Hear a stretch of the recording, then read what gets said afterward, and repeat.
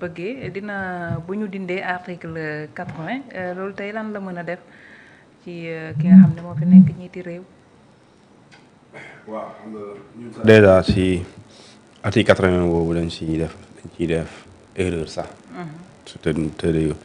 te est-ce que ñuy waxtaanee dialogue bi ñoom ñoo ko tudd sax. est-ce que ñoom tudd article 80 parce que. article 80 ndeysaan nit ñi dañ ko taamu tudd ba day jàpp ne sa dëgg la mais article 80 mu waxul ay offense au chef de l'État waxul loolu article 80 bu Sénégal code pénal mosul wax ay offense au chef de l'État mosu ko wax article 254 mooy wax offense au chef de l'État 254 du code pénal article 80 duñ ko supprimer. duñ ko supprimer déedéet. duñ ko supprimer. boo ko supprimer réew mi tàkk di sëñ bi. article 80 xam nga lu muy wax. manœuvre et acte de nature à compromettre la sécurité publique yooyu lay wax. atteinte à la sûreté de l'État. atteinte à l'autorité de l'État loolu mooy article 80 loolu kenn du ko dindi loolu jarul sa ngay essayer. mooy tey ma toog fii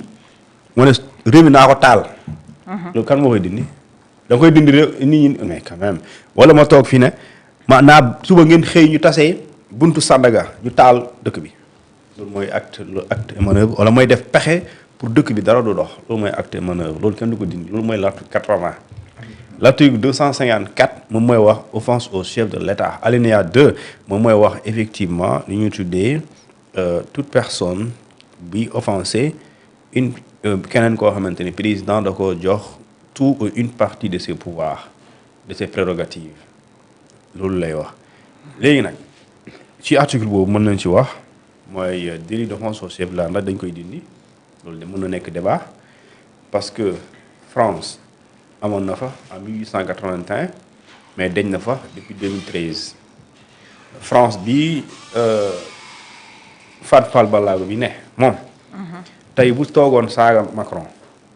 kenn du ko tëj ndax kenn du ko jàpp excuse-moi kenn du ko jàpp ndax lu ñu tuddee délit d'offense au chef de l'État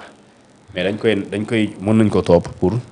critique te critique bi des fois sax dañuy na apprécier critique bi selon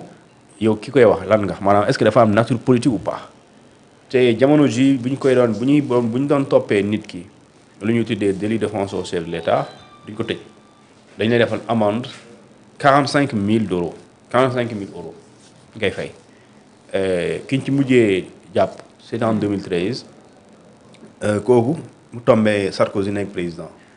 kooku daa bind benn kayit daa bind ci li nga xamante ne mooy li ñu tuddee affiche saaga président français bi lu ci bind mu ne ko casse-toi pauvre con di jàpp ko tëj ko ñu amande ko bu mu demee àndu ci mu dem li ñu tuddee la commission européenne des droits de l'homme ñooñu en 2013 ñooñu àtte bu ñu ko àttee ñu ne justice bu France na dindi li ñuy tuddee les délits d'offense au chef de l'État parce que jamono weesu na ko ci lañ ko dindi en 2013 donc depuis le 2013 ba nii may wax ak yow le délit d'offense au chef de l'État amul France ni ñu ko toppee kenn amatul léegi Sénégal am na le délit d'offense au chef de l'État mën nañ ko dindi waaye boo ko dindee loo koy remplacer mooy parce que ñoom bu ñu ko dindee dañ ko remplacer li ñu tuddee outrage au président de la République ou bien au ministre wala autorité wala ñu def ko li ñu tuddee critique d'accord de nature politique yooyu lañ ko remplacer mën nañ dem ba sax mën nañ ko jàppee ne sax lu ñu genre injure et cetera léegi bu dee Sénégal aussi mën nga dindi délit offense au chef de l'État mais boo ko dindee c'est une porte ouverte à toutes les dérives dérives yi mooy soo ko defee fii nii danaan d'accord léegi kenn du tëj kenn ci boo waxee président kàddu boo xam ne dafa ñàkk war ma kon nit ñi dañuy taxaw fii di saaga président de la République boo ko saagaa parce que yàpp bu dee amul loi lu bu ko tere kon loi daganal na ko léegi su boobaa duñ la topp délit pour offense au chef de l'État mais dana la peut-être toppee la xanaa propos contre bonnes mœurs xanaa ginnaaw bi nga saagaa ñëpp dégg loolu lay toppee waaye du nekkati offense au chef de l'État ci loolu je dis bien France weesu nañ ko waaye ñoom seen société démocratique moo fa toll est-ce que ñun notre société telle qu'elle est mu mel ñu bindoo est-ce que suñu boss pare na pour boo supprimer loolu est-ce que nit ñi dinañ xam lu ñu tuddee raison gardée nga xamante ni am nga sañ-sañ waaye lii amoo sañ-sañ def ko. ko xam nañ daan yi ci nekk. waaw chaque jour. te dañu koy def. parce que dafa am lu ñu tuddee nga xam am loo sañ nga xam ko. mais am loo xamante ni même bu la ko yoon terewul xam nga ni waroo ko wax. waaw mooy limite. parce que la liberté en définition simple c'est la responsabilité.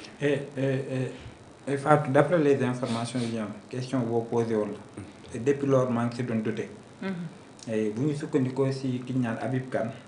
nee na tey waxtaanee gu ñu article 80 boobu. te tey lañ ko fas yéene woon waxtaan c'est-à-dire le journal bi bind Les Échos. mu ne majorité bi loolu amul.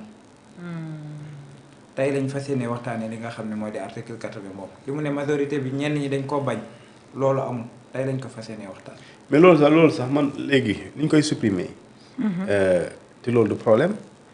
ñooñu di war a waxtaanee puisque amagul xam nga loo leen di wax. wax leen ñu dem ci code de procédure pénale bi article 139 nañ dem foofu. foofu la débat bi nekk parce que foofu les réformes d'ailleurs les réformes bi ñu waroon def bu ñu defoon 2022. 23 def 2024 mais réformes yooyu mooy réforme de la justice non mais nous sommes en matière vie politique la réformes yooyu dañ ne woon pour ñu wàññi pouvoir du procureur de la République il faut dañoo war a def li ñu tuddee la modification d'accord substantielle du code de procédure pénale tel que ci article bi nga xamante mooy 139 article 139 boobu moo am lu ñu tuddee dafa am liberticide foofu nag maanaam tey foofu de procureur bi dañ ko jox doole joo xamante ni amul kenn ku mu mënul yóbbu ci kaso ci réewum Sénégal fii amul procureur amul kenn ku mu mënul yóbbu ci kaso Sénégal waxuma la maanaam li ci topp après conséquences yi waxuma loolu waaye amul kenn ku mu mënul yóbbu ci kaso ci Sénégal amul même un ministre mën na la envoyer prison même un député président de moom moo ma jaaxal waaye bu weesoo ñëw amul kenn ku mënul envoyer kaso bi parce que article 139 du code de procédure pénale daf ne sur réquisition dûment motivée du procureur de la République d'accord le juge d'instruction est obligé et tenu de décerner un mandat de dépôt contre toute personne d'accord poursuivre pour les appliques entre 56 ba 100 article 80 boobu foofu la ne diggante 56 ba 100 80 xam nga kon foofu la ne kon bépp sénégalais bu ñu mooy manifestation liberté de manifester participation à une manifestation interdite loolu yëpp kaso nga jëm bu ko procureur waxee na dem day dem. loolu la ñu war a dindi nañ dindi loolu li ñuy wax 56 ba 100 ba pare 255 comme Adama Fall pas Adama Fall excusez-moi am na ku ñuy jàpp tey kañ 255 mu ngi fa 255 procureur bu bindee rek bind oui nëbb ko jant bi bu bind. kasu nga jëm te loolu la ñu war a modifier parce que en modifiant cela l'article 80 est dans cet intervalle mooy 56 entre 56 ba 100 article yooyu heure bu procureur waxee na dem ay dem juge mënul la teree dem avocat mënul la teree dem président Diomaye bu wootee xam ne laissez-le day dem loolu loi bi wax amul kenn ku mën a tax doo dem mënul nekk léegi loolu la ñu war a xoolaat léegi nag soo ko xoolaatee dina la permettre léegi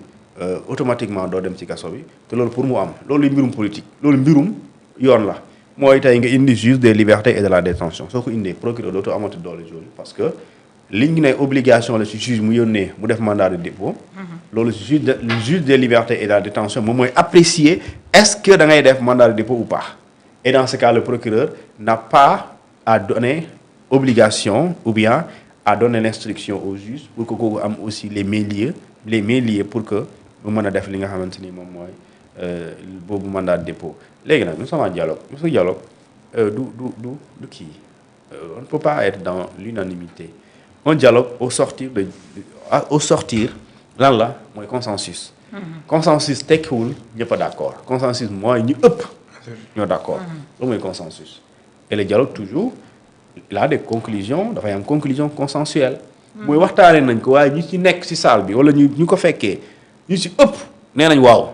léegi ñi tuuti ñi nee nañ déedéet léegi nag ñu tuuti ñi doo jëloon en compte seen mbir mi waaye li ñu wax ñi ñu bëri ñi li ñu wax loolu ngay jël parce que fii ñu ngi wax opposition ak Pastef te dañu war a xam ne également am na yeneen ñu ci nekk société civile mi ngi voilà léegi bu ñu demee xool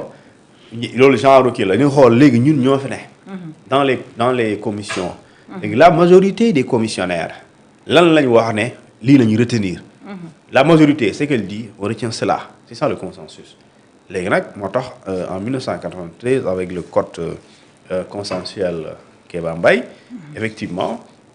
code boobu lu ñu ci tëgg ce n'est pas tout cela ñi bokkoon ci dialogue bi ñoo wax waaw mais la majorité des participants avait été d'accord a été d'accord était d'accord plutôt ci loolu maintenant bu ñu majorité bi jàllee ci lañ jël code boobu adopté ko mu nekk loo xamante ni moom bi jamono bi léegi lu bëri moom la ñuy appliqué donc ce sera aussi le cas maintenant pour terminer vraiment sur loolu code article 80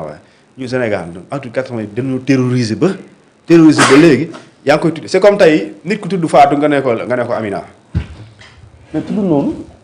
noonu article 80 mosul wax offenser l'État loolu vraiment nañ ci d'accord sur loolu ñu xam ko l'article 80 mooy waa Pastef bi lañ ko doon toppee mooy beaucoup de militants de Pastef et beaucoup de responsables Sonko toppee nañ ko article 80 Ousmane Sonko toppee nañ ko article 80 Bassirou Diomaye Faye non offense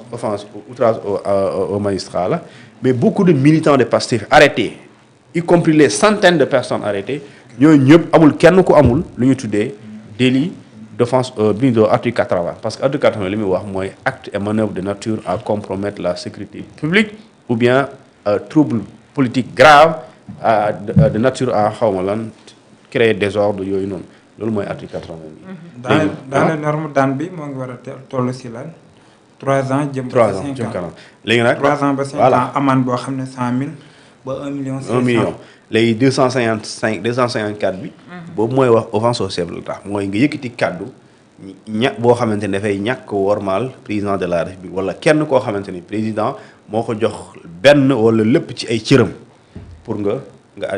am lu ñu tuddee sa autorité et dans ce cas loolu moo tax su ma gisee naan premier ministre yoon waxul dara ci moom mais dañu toute personne qui a tout ou une partie des prérogatives du président de la République. waaw président su ma santee mu ne ma investir naa la yow yaay sama représentant yaay sama conseiller ci leen ma sant naa la demal ma Kaolack nga présider ma rencontre bi ma dem waa Kaolack di ma sànni xeer mais sëñ bi kooku président joxuma ay cër. raison pour laquelle par rapport ak si dialogue bi buñ ne dañuy renforcer dooley Ousmane Sonko wala en tant que premier ministre pas Ousmane Sonko mais premier ministre ñu yokk ay pouvoir am ñenn ñi duñ ko nangu aussi. non et man foofu aussi mën nañ ci waxtaan ci pouvoir premier ministre. ci ban lu ñu yokk xam nga pouvoir est-ce que mi premier ministre war na am pouvoir ça d'ailleurs loolu war nañ ci wax parce que le pouvoir appartient au peuple et ce peuple-là il le confère au président de la République pouvoir peuple moo xam moom mais peuple da koy jël délégué ko président parce que moom la ñuy fal mu am lu ñuy tuddee la légitimité populaire. Est-ce que cette légitimité bu jógee ci élection est-ce que da nga koy séddoo ak premier ministre moom pouvoir def comme li nga war a def loolu mooy débat bi. parce que constitution waxul loolu. mais constitution bi aussi bi mu joxee président doole daf ko ne am na ci loo xam ne mën nga ko sant kenn ci sa njiiti sa jëwriñ yi. moo tax constitution li mu wax mooy le premier ministre dispose de l'administration loolu la wax. mooy premier ministre moom mooy patron wu administration. yaa ngi dégg ba pare ne ko vous êtes responsable devant le président de la République le président n'est pas responsable devant l'Assemblée mais le premier ministre il est responsable devant l'Assemblée et devant le président de la République c'est-à-dire il rend compte au président mais aussi il peut aller à l'Assemblée ñu koy déglu wala muy tontu ci ay questions yaa ngi dégg mais le président de la République bokk na ci loo xamante ne mënu ko séddoo ak kenn na par exemple le premier ministre ne peut pas présider le Conseil national de sécurité ou bien le Conseil national de défense mënu ko présider le président le premier ministre également mënul effectivement accréditer ay ambassades mënu ko mënul accréditer ay li ñuy tuddee représentation diplomatique il ne peut pas maintenant ndax loolu nga ko bëgg a jox wala la diplomatie par exemple c'est du domaine exclusif du président de la République le premier ministre ne peut pas d'accord jël une mission loo xamante ni président moo ko war a def ci wàllum diplomatie. mënu si dugg. moo tax effectivement je sais pas yan pouvoir lañ koy jox et le premier ministre a le pouvoir de nomination. ci yenn emploi yi mais il n'a pas le pouvoir de nomination des emplois militaires. loolu président kese moo ko mën tey premier ministre mënul changer ne général bii lii lay changer fii wala mu indi non colonel bi déedéet c'est le président de la République qui a ce pouvoir exclusivement moom kese sénégalais yëpp moom kese moo ko sañ. bu ko neexee léegi le SEMGA mu ne ko wàccee naa la su ko neexee léegi mu ne la diw gouverneur du palais et cetera nii ak ne. mais loolu président moo ko sañ moo tax moom mooy présider le conseil national de sécurité le conseil de sécurité yoo xam nga lan de surveillance xam nga mooy seen affaire yooyu noonu. ministère sécurité publique ak sécurité et protection des Sénégalais. donc c'est pas yan pouvoir lañ koy yokkal. le premier ministre pour man il a suffisamment de pouvoir. d'accord leer na Demba Thioune dañuy ñëw ci leneen ci ba tey ci premier ministre moom Ousmane Sonko la ñuy